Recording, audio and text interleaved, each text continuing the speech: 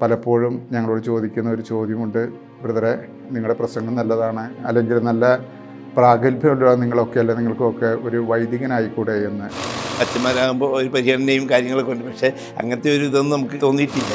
ചിലപ്പോൾ അവഗണിക്കപ്പെടും, ചിലപ്പോഴൊക്കെ തിരസ്കരിക്കപ്പെടും. അപ്പോഴൊക്കെ അതിനകത്തൊന്നും ഒരു രീതിയിലുള്ള വിഷമമില്ലാതെ സന്തോഷത്തോടെ സ്വീകരിക്കുക.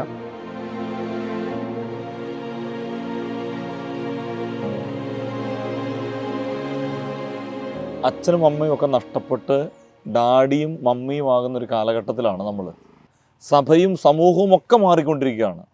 ഇതിനിടയിൽ സഭയിൽ നിന്ന് അപ്രത്യക്ഷമാകുന്ന യഥാർത്ഥ സന്യാസികളുണ്ട്.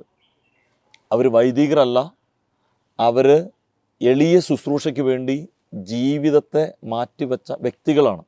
ഫ്രാൻസിസ് അസീസിയെപ്പോലെ ജീവിക്കുന്ന സഹോദരങ്ങൾ. വയനാട്ടിൽ അവഗണിക്കപ്പെടുന്നവർക്ക് വേണ്ടി, ആരോരുമില്ലാത്തവർക്ക് വേണ്ടി ജീവിക്കുന്ന 3 സഹോദരങ്ങളുടെ ജീവിതമാണ് ഇന്ന് നമ്മുടെ മുൻപിൽ എത്തുക.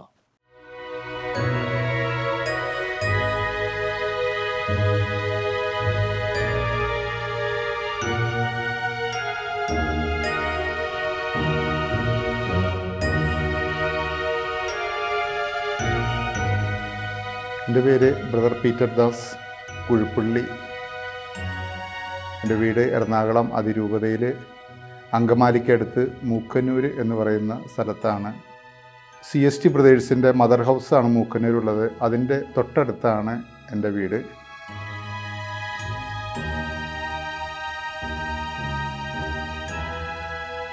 എൻ്റെ വീട്ടിൽ നിന്ന് എൻ്റെ മാതാപിതാക്കൾ അവരെല്ലാ ദിവസവും എന്നെ പള്ളിയിലേക്ക് കുർബാനയ്ക്ക് കൃത്യമായിട്ട് 5:30 എഴുന്നേറ്റ് 6:15 കുർബാനയ്ക്ക് പോകും. അപ്പോൾ എനിക്ക് CST ബ്രദേഴ്സുമായിട്ട് വലിയ ഒരു ബന്ധമുണ്ടായിരുന്നു. ബ്രദേഴ്സിനോടൊപ്പം തന്നെ ആ കാലഘട്ടത്തിൽ അവിടെ CST ഫാദേഴ്സും ഉണ്ടായിരുന്നു. അപ്പോൾ അവരുടെയൊക്കെ വലിയ ഒരു തണലിലായിരുന്നു ഞാൻ ജീവിച്ചത്. അങ്ങനെയാണ് ഈ അച്ഛന്മാരും പിന്നെ ബ്രദേഴ്സുമായിട്ട് എനിക്ക് നല്ല ബന്ധമുണ്ടായത്. അവിടെ നിന്നാണ് എൻ്റെ ദൈവവിളി.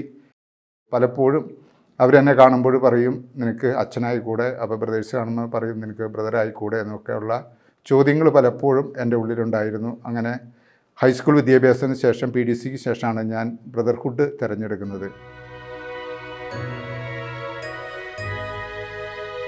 എൻ്റെ പേര് ബ്രദർ ജോർജ്. ഞാൻ കോതമംഗലം രൂപതയിലെ വണ്ടമറ്റ ഇടവകയിലാണ് ജനിച്ചത്.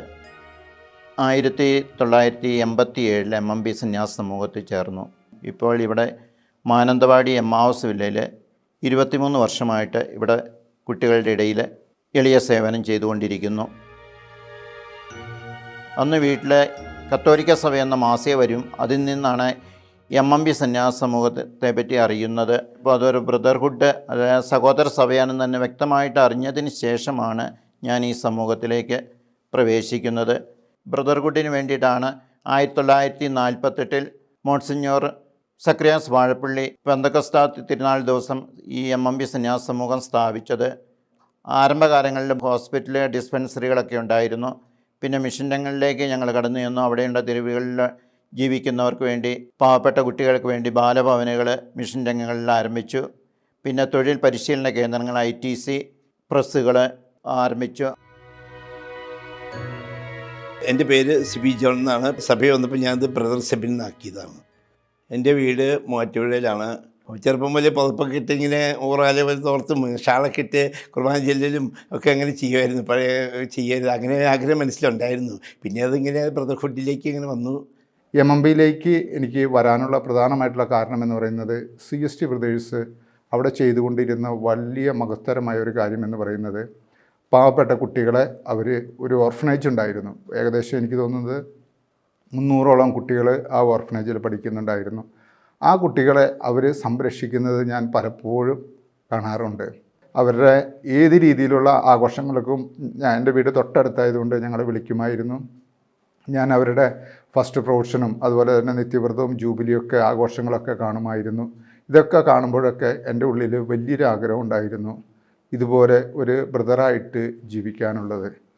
ഉത്തമ ബോധ്യത്തോടു കൂടെ തന്നെയാണ് ഞങ്ങൾ ബ്രദർഹുഡിലേക്ക് വരുന്നത്. ഞങ്ങൾക്ക് 4 വർഷത്തെ ജോൺഡേ ആസ്പിറൻസ് പോസ്റ്റ്ലൈൻസ് യൂണിവേഴ്സിറ്റി കാലഘട്ടമുണ്ട്. അതിനുശേഷം ജോൺഡേറ്റ ഈ കാലഘട്ടങ്ങളിലെ ഫിലോസഫി, തിയോളജി എല്ലാം ഞങ്ങൾ അത്യാവശ്യം പഠിക്കുന്നു. അതുപോലെ തന്നെ കോളേജ് വിദ്യാഭ്യാസവും മറ്റ് തൊഴിൽ മേഖലകളിലെല്ലാം എല്ലാ പരിശീലനവും ഞങ്ങൾക്ക് കിട്ടുന്നുണ്ട്. ഞങ്ങൾക്ക് വൈദികരാകാനായിട്ടുണ്ട് എല്ലാവിധത്തിലുള്ള പ്രോത്സാഹനവും എല്ലാം പുറത്തുനിന്ന് ലഭിക്കുന്നുണ്ടെങ്കിലും അതെല്ലാം വേണ്ടെന്ന് വെച്ച് ഈ സാധാരണക്കാരായ മനുഷ്യർക്ക് സേവനം ചെയ്യുന്നതിന് വേണ്ടി കൂടുതൽ അവസരങ്ങളുണ്ട്. അതുകൊണ്ടാണ് ഞങ്ങൾ ഈ ബ്രദർഹുഡിലേക്ക് വന്നതും ദൈവപരിപാലനം ഉറച്ചു നിൽക്കുന്നതും. പല ക്രൈസിസുകളിലൂടെ കടന്നു പോകുന്നുണ്ടെങ്കിലും ഞങ്ങൾ അതിൽ പൂർണ്ണ സംതൃപ്തരാണ്. MMB സമൂഹത്തിൻ്റെ മരിയാപുരത്തുള്ള അവരുടെ നൗഷിറ്റ് ഹൗസിലേക്കാണ് ആദ്യമായിട്ട് ചെല്ലുന്നത്. അവിടെ ഇൻ്റർവ്യൂവും കാര്യങ്ങളൊക്കെ ഉണ്ട്. അതിനുശേഷം ഞങ്ങളോട് അപ്പോഴൊക്കെ പറയുന്നുണ്ടായിരുന്നു, ഒരു അച്ഛനാവുന്നതിനേക്കാൾ വളരെ ബുദ്ധിമുട്ടുള്ള ജീവിതമാണ് ബ്രദർഹുഡ്. അപ്പോൾ അതുകൊണ്ട് ചിന്തിച്ചിട്ട് മാത്രം നീ വന്നാൽ മതി എന്ന് ഞാൻ നല്ലവണ്ണം ആ കാലഘട്ടത്തിൽ ചിന്തിച്ചു. അങ്ങനെയാണ് ഞാൻ MMB സമൂഹത്തിലേക്ക് കടന്നു വരുന്നത്. പലപ്പോഴും ഞങ്ങളോട് ചോദിക്കുന്ന ഒരു ചോദ്യമുണ്ട്, ബ്രദറെ നിങ്ങളുടെ പ്രസംഗം നല്ലതാണ്, അല്ലെങ്കിൽ നല്ല പ്രാഗൽഭ്യമുള്ള നിങ്ങൾക്കൊക്കെ ഒരു വൈദികനായിക്കൂടെ എന്ന്. അപ്പോഴൊക്കെ എൻ്റെ ഓർമ്മയിലുള്ള ഒരു ചിന്ത, ദൈവത്തിൻ്റെ പ്ലാനും പദ്ധതിയും എന്താണോ അത് നിറവേറ്റുക എന്നുള്ളതാണ്. ഇവിടെ വേറെ ഒന്നുമില്ല, ദൈവരാജ്യം പ്രഘോഷിക്കുക. ആ പ്രഘോഷിക്കുന്നതിനായിട്ട് ഏതെല്ലാം രീതിയിലൊക്കെ ദൈവം നമ്മൾ തിരഞ്ഞെടുക്കുന്നുണ്ടോ ആ മേഖലകളൊക്കെ ഉപയോഗിക്കുക. ചെറുപ്പം മുതൽ ആഗ്രഹം ഉണ്ടായിരുന്നു അച്ഛനാവണമെന്നൊക്കെ. പിന്നെ ഇങ്ങനെ ബ്രദർഹുഡിലേക്ക് വന്നപ്പോൾ പിന്നെ ആ ലൈഫിലേക്ക് ചേർന്ന് ഇഷ്ടപ്പെട്ടു. അതിൻ്റെ ഇവിടുത്തെ സഭയിലെ എല്ലാ കാര്യങ്ങളും സന്തോഷത്തോടെ ചെയ്തു വരുമ്പോഴത്തേക്കും അങ്ങനെ പിന്തിരിഞ്ഞ് നോക്കിയിട്ടില്ല. ചോദിച്ചാൽ എനിക്ക് അച്ഛനാവുമായിരുന്നല്ലോ, അങ്ങനെ ഒരു ചിന്ത ഒരു മനസ്സിലൊരു വേവലാതിയോ വിഷമോ ഒന്നും ഉണ്ടായിട്ടില്ല. അച്ഛന്മാരാകുമ്പോൾ ഒരു പരിഗണനയും കാര്യങ്ങളൊക്കെ ഉണ്ട്, പക്ഷേ അങ്ങനത്തെ ഒരു ഇതൊന്നും നമുക്ക് തോന്നിയിട്ടില്ല. ബ്രദർഹുഡിൽ നമുക്ക് ദൈവം തന്ന ഒരു ഇതാണ്. ആ ഒരു ലൈഫിൽ സന്തോഷത്തോടെ ജീവിക്കുന്നു, സേവനം ചെയ്യുന്നു, ജോലി ചെയ്യുന്നു. വൈദികനായി കഴിഞ്ഞാൽ കുറേ ബഹുമാനം ഇതൊക്കെ കിട്ടും. എന്നാൽ സമൂഹത്തിൻ്റെ ഇടയിലേക്ക് അല്ലെങ്കിൽ പാവപ്പെട്ടവരുടെ ഇടയിലേക്ക് കടന്നു ചെല്ലണമെങ്കിൽ അത് സഹോദരന്മാർക്ക് മാത്രമേ സാധിക്കുകയുള്ളൂ എന്ന് ഫ്രാൻസിസ് അസീസിയും അത് തന്നെയാണ് ചെയ്തത്. അസീസിയോട് കർത്താവ് പറഞ്ഞ മാതിരി എന്ന് വെച്ച് കഴിഞ്ഞാൽ എൻ്റെ ദേവാലയം പുതുക്കി പണിയുക, അത് തന്നെയാണ് ഞങ്ങളുടെ ദൗത്യമെന്ന് ഞങ്ങൾ മനസ്സിലാക്കുന്നു. എവിടെയൊക്കെ എന്തെല്ലാം കാര്യങ്ങൾ പുതുക്കി പണിയുന്നുണ്ടോ അത് പുതുക്കി പണിയാനായിട്ട് ഏതെല്ലാം രീതിയിലൊക്കെ സാധിക്കുമോ ആ രീതി ചെയ്യുക. ഫ്രാൻസിസ് അസീസി അത് തന്നെയാണ് ചെയ്തത്. എല്ലാവരുടെ മുമ്പിൽ കൈകൾ നീട്ടുന്നു, കിട്ടുന്നത് സ്വീകരിക്കുന്നു, ദൈവാനുഗ്രഹം പ്രദാനം ചെയ്യുന്നു. അതുപോലെ തന്നെയാണ് ഞങ്ങളുടെ എല്ലാ സ്ഥാപനങ്ങളും മറ്റുള്ളവരുടെ മുമ്പിൽ കൈനീട്ടുമ്പോഴാണ് ഞങ്ങൾക്ക് അതിൽ നിന്നൊക്കെ കിട്ടുന്നതിന് മിച്ചം വെച്ചിട്ടാണ് ഞങ്ങൾ ഈ സ്ഥാപനങ്ങളൊക്കെ കൊണ്ടുപോകുന്നത്. ഈ കൈനീട്ടൽ എന്ന് പറയുന്നത് അത് വലിയൊരു എളിമയുടെ തലത്തിലേക്ക് കടന്നു ചെല്ലുകയാണ്. കൈനീട്ടുക ചിലപ്പോൾ അവഗണിക്കപ്പെടും, ചിലപ്പോഴൊക്കെ തിരസ്കരിക്കപ്പെടും. അപ്പോഴൊക്കെ അതിനകത്തൊന്നും ഒരു രീതിയിലുള്ള വിഷമമില്ലാതെ സന്തോഷത്തോടെ സ്വീകരിക്കുക. ഞങ്ങൾ കൈനീട്ടുന്നത് ഞങ്ങൾക്ക് വേണ്ടിയല്ല, മറിച്ച് ഞങ്ങളുടെ തണലിൽ ജീവിക്കുന്ന ഒത്തിരി വ്യക്തിത്വങ്ങളുണ്ട്. വൈകല്യം സംഭവിച്ചവരായിരിക്കാം, മറ്റ് പല രീതിയിലോ പാവപ്പെട്ടവരൊക്കെ ആയിരിക്കാം. ഇവരെ സംരക്ഷിക്കുന്നതിന് വേണ്ടിയാണ് ഞങ്ങൾ മറ്റുള്ളവരുടെ മുമ്പിൽ കൈകൾ നീട്ടുന്നത്. ആ കൈകൾ നീട്ടുമ്പോൾ എന്തെല്ലാം ലഭിക്കുന്നത് അതൊക്കെ സന്തോഷത്തോടെ സ്വീകരിക്കുക. അതുപോലെ തന്നെ കുർബാനയ്ക്ക് താഴെ നിൽക്കേണ്ടതായിട്ട് വരും. മാറി നിൽക്കുമ്പോഴൊക്കെ നമ്മുടെ ഉള്ളിൽ കിട്ടുന്ന വലിയൊരു സന്തോഷമുണ്ട്. ആ സന്തോഷം നശിപ്പിക്കാനായിട്ട് ആർക്കും സാധിക്കില്ല എന്ന് ബ്രദർഹുഡ് ഞങ്ങളെ തെളിയിച്ചിട്ടുണ്ട്. ഏറ്റവും താഴെ ഇടയിലേക്കുള്ളവരുടെ ഇടയിലേക്ക് ഇറങ്ങിച്ചെല്ലുന്നതിന് വേണ്ടി തന്നെ മാത്രമാണ് ഞങ്ങൾ ഈ ബ്രദർഹുഡ് തിരഞ്ഞെടുത്തിരിക്കുന്നത്. ഫ്രാൻസിസ് അസീസിയുടെ ജീവചരിത്രത്തിൽ ഫ്രാൻസിസ് അസീസി ഏറ്റവും പാവപ്പെട്ടവനായിട്ടാണ് ജീവിച്ചത്. ആദ്യകാലങ്ങളിലൊന്നും വലിയ വാർക്ക് കെട്ടിടങ്ങളോ അല്ലെങ്കിൽ ആർഭാടമായ ജീവിതത്തിനുള്ള ഒന്നും ഉണ്ടായിരുന്നില്ല. ഞങ്ങളുടെ അന്തേവാസികളുടെ കൂടെ ഞങ്ങൾ ജീവിക്കുമ്പോൾ അവർ ഏത് ഭക്ഷണമാണോ കഴിച്ചിരുന്നത് ആ ഭക്ഷണമാണ് ഞങ്ങളും കഴിച്ചുകൊണ്ടിരുന്നത്.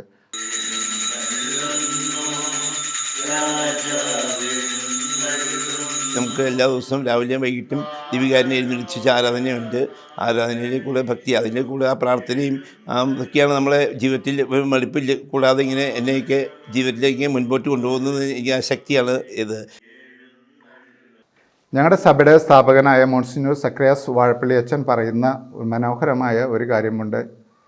സ്നേഹം പലയിടത്തും നമുക്ക് ചില്ലറയായിട്ട് കിട്ടും, എന്നാൽ മൊത്തമായിട്ട് കിട്ടുന്നത് അത് സക്രാരിയിൽ നിന്നാണ്, അല്ലെങ്കിൽ പരിശുദ്ധ കുർബാനയിൽ നിന്നാണെന്ന് മാത്രമാണ്. മോൺസിഞ്ഞൂർ സക്രിയാസ് അച്ഛൻ ഈ സഭ സ്ഥാപിച്ച് തുടങ്ങിയപ്പോൾ തന്നെ ഏറ്റവും ആദ്യം ചെയ്തതെന്ന് വെച്ച് കഴിഞ്ഞാൽ പരിശുദ്ധ കുർബാനയുടെ എല്ലാ ദിവസവും ആരാധനയ്ക്ക് വയ്ക്കാനുള്ള സ്ഥലമാണ് ആദ്യം കണ്ടുപിടിക്കാനായിട്ട് പരിശ്രമിച്ചത്.